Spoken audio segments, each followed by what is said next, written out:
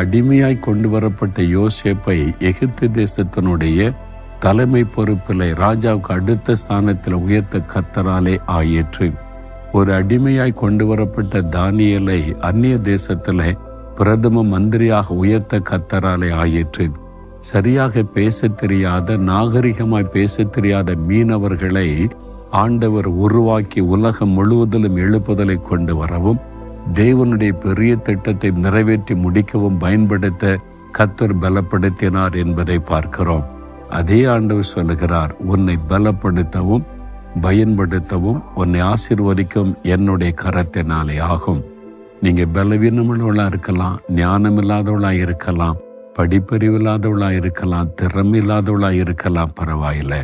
உங்களை ஆண்டவருடைய கரத்திலே மாத்திரம் கொடுத்து பாருங்கள்.